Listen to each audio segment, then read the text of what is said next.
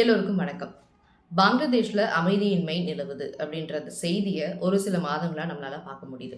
பங்களாதேஷ்ல தானே நடக்குது, இந்தியாவில் தானே நம்ம இருக்கோம், நாமே அந்த செய்தியை தெரிஞ்சுக்கணும் அப்படின்னு நீங்க நினைச்சீங்கன்னா இந்த வீடியோட எண்ட்ல உங்களுடைய ஒப்பீனியனை நீங்க மாத்திக்குவீங்க. பங்களாதேஷ்ல இந்த அமைதியின்மை ஏன் ஏற்பட்டுச்சு அப்படின்னு பார்க்கணும்னா ஒரு 3 மாசத்துக்கு முன்னாடி என்ன நடந்தது அப்படின்றதுல இருந்து நம்ம பார்க்கணும்.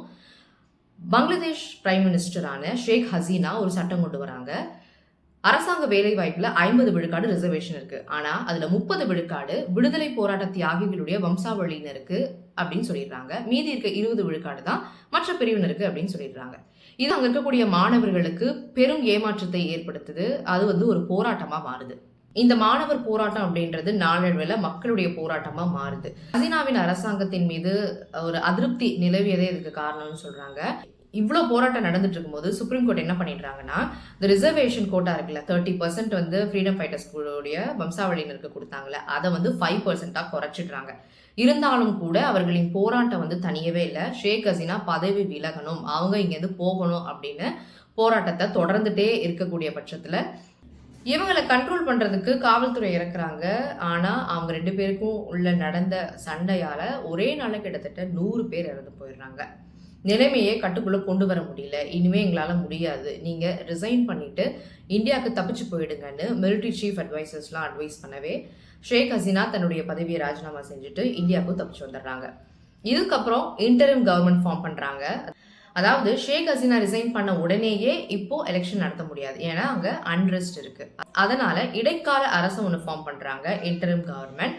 மிலிட்ரி சீஃபான முகமது யூனுஸ் தலைமையில இந்த அரசாங்கத்தை ஃபார்ம் பண்றாங்க. இன்னும் ஒரு 3 மாசம் 4 மாசத்து எலெக்ஷன் வந்துரும்னு செய்தியும் வந்திருக்கு. இந்த முகமது யூனஸ் பதவி ஏற்றதுக்கு அப்புறம் கிட்டத்தட்ட 200க்கும் மேற்பட்ட தாக்குதல் சிறுபான்மையினர் மீது நடந்திருக்கான். இந்தியாவை பொறுத்த வரைக்கும் தான் சிறுபான்மையினர்னா முஸ்லீம், கிறிஸ்டின், சீக்ஸ், ஜெயின்ஸ். பங்களாதேஷை பொறுத்த வரைக்கும் முஸ்லிம்ஸ் மெஜாரிட்டி, அங்க மைனாரிட்டி ஹிந்துஸ், கிறிஸ்டின்ஸ், ஜெயின்ஸ், சீக்ஸ் இவங்கள்லாம். இது போன்று தொடர்ந்து சிறுபான்மையினர் மீது நீங்க தாக்குதல்கள் நடத்துறீங்க, இது கண்டிக்கத்தக்கது அப்படின்னு இஸ்கான் அமைப்பின் நிர்வாகி சின்மாய் கிருஷ்ணதாஸ்ன்றவர் அங்க ஒரு பேரணி நடத்துறாரு. இந்த இஸ்கான் அமைப்பு அப்படின்னா இன்டர்நேஷனல் சொசைட்டி ஆஃப் கிருஷ்ணா கான்ஷியஸ்னஸ்னு ஒரு ஆர்கனைசேஷனுங்க. இந்த ஆர்கனைசேஷன் 1966 உருவாக்கப்பட்டது. உலகம் முழுக்க இந்த ஆர்கனைசேஷன் பரவி இருக்கு. ஆனா சிங்கப்பூர்ல 77, அதாவது 1977ஆம் ஆண்டு இந்த ஆர்கனைசேஷனை பேன் பண்ணியிருக்காங்க. ஒரு 3 ரீசன் சொல்றாங்க.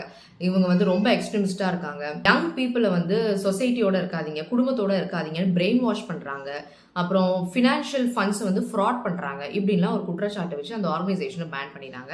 ஆனா வெறும் 2 டிகேட்ஸ்க்கு மட்டும் தான் பேன் பண்ணாங்க. அதுக்கப்புறம் அவங்க ஒரு நார்மல் ஆர்கனைசேஷனா ஒரு லிமிடெட் ஆக்சஸோட அங்க செயல் பண்ணிட்டு இருக்காங்க. ஆனா ரஷ்யால 2016 பேன் பண்ணியிருக்காங்க, கசகஸ்தான்ல 2012 இந்த ஆர்கனைசேஷனை பேன் பண்ணியிருக்காங்க. ரொம்ப எக்ஸ்ட்ரீமிஸ்டா இருக்காங்க, நேஷனல் செக்யூரிட்டிக்கே இவங்க பெரிய த்ரெட்டு, மக்களை எல்லாருமே ஹிந்துவிசம்க்கு கன்வெர்ட் பண்றாங்க, இப்படின்லாம் குற்றச்சாட்டு வச்சு அந்த 2 நாடுமே பேன் பண்ணியிருக்காங்க. இப்படிப்பட்ட அமைப்பு தான் இந்த இஸ்கான் அமைப்பு. அந்த நாடுகளெல்லாம் இந்த அமைப்பு ஒரு டெரரிஸ்ட் அமைப்புன்னு சொல்லிடுவாங்க. நம்ம நாடை பொறுத்த வரைக்கும் அவங்க ஹிந்துத்துவ அமைப்பு அப்படின்றதுனால ஒரு நல்ல ஒரு ரிலேஷன்ஷிப் தான் இஸ்கான் அமைப்போட இருக்கு. ஆனா பங்களாதேஷ்ல இந்த அமைப்புல இருந்து ஒருத்தர் இந்த மாதிரி பேரணி நடத்துறாரு.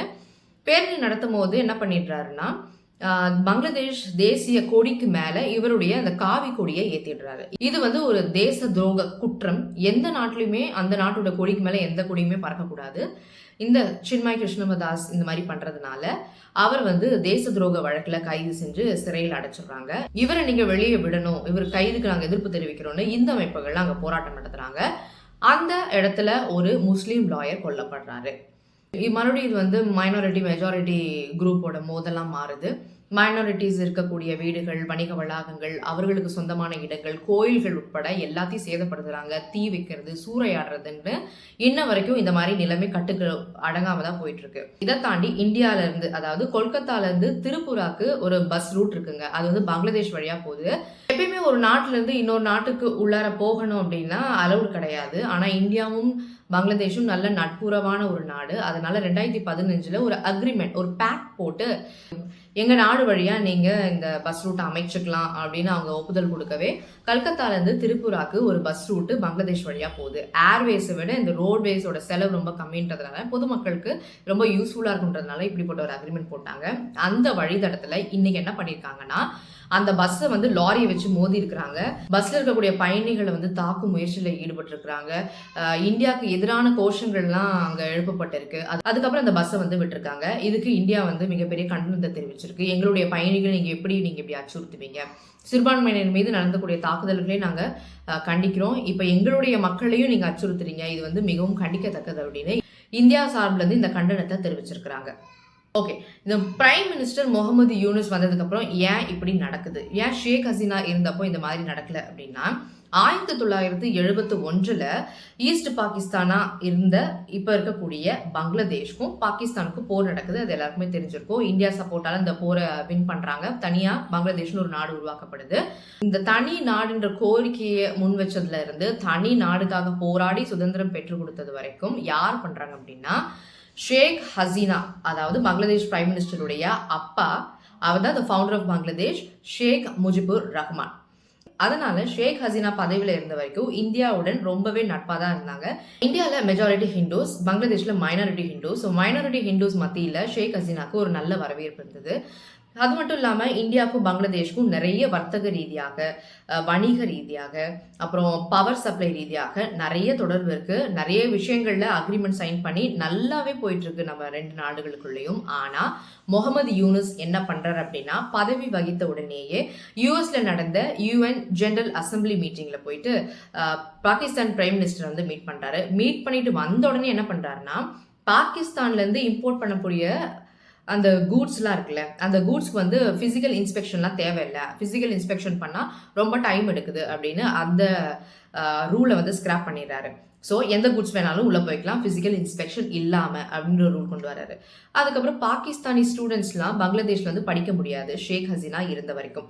ஏன் ஷேக் ஹசீனா அவ்வளோ கோபமாக இருந்தாங்க அப்படின்னா, 1971 அந்த ஃப்ரீடம் வார் இருக்குல்ல, அப்போ வந்து நிறைய பேரை வந்து கொடுமைப்படுத்தினதா இருக்கட்டும், பாலியல் குற்றங்களாக இருக்கட்டும், குழந்தைகள்னு கூட பார்க்காம அவங்கள வந்து சித்திரவதை பண்ணி கொண்டதாக இருக்கட்டும், இப்படி நிறைய குற்றங்கள் அவங்க மேலே இருக்குது. அதனால அங்கே இருக்கக்கூடிய மாணவர்கள் கூட இங்கே வந்து படிக்கக்கூடாதுன்ற அளவுக்கு ஸ்ட்ரிக்டாக ரூல்ஸ் போட்டிருந்தாங்க. அதை பிரேக் பண்ணியிருக்காரு முகமது யூனுஸ். அதை தாண்டி பாகிஸ்தான்லேருந்து என்னைக்குமே பங்களாதேஷ்க்கு ஒரு ஸ்ட்ரெயிட்டாக ஒரு கப்பல் வந்ததே கிடையாதுங்க. அந்த வார்க்கு அப்புறம் கிட்டத்தட்ட 53 வருஷம் ஆச்சு. ஒரு ஷிப் கூட டைரக்டாக பாகிஸ்தான்லேருந்து பங்களாதேஷ்க்கு வந்ததே கிடையாது. எப்படி வரும்னா, பாகிஸ்தான்லேருந்து கூட்ஸ் எடுத்துகிட்டு வருவாங்க. தேர்ட் கண்ட்ரியான இந்த ஸ்ரீலங்கா, சிங்கப்பூர், மலேசியாவில் வந்து அந்த கூட்ஸ் இறக்கிடுவாங்க. மறுபடியும் இந்த கூட்ஸை வந்து வேற ஷிப்பில் வச்சு அதுக்கப்புறம் பங்களாதேஷ்க்கு அனுப்புவாங்க. இப்படி தலையை சுற்றி தான் மூக்க தொட்டுட்டு இருந்தாங்க. இப்போ இந்த முகமது யூனுஸ்ன்றவர் பதவி ஏற்றதுக்கு அப்புறம் டைரக்டா ஃபர்ஸ்ட் டைம் ஒரு கார்கோ ஷிப் பாகிஸ்தான்ல இருந்து பங்களாதேஷ்க்கு டிராவல் ஆகி போயிருக்கு. இதுவும் ரொம்பவே கவனிக்கத்தக்க ஒரு விஷயம்.